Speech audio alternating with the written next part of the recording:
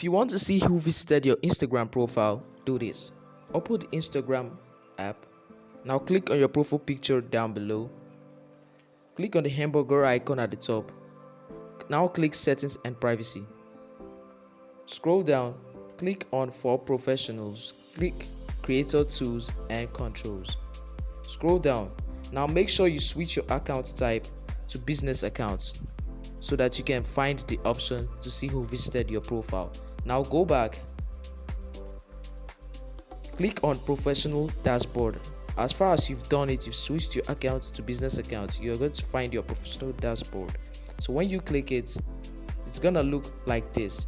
And now you want to click on accounts reached at the top, and now you can find how many people viewed your account.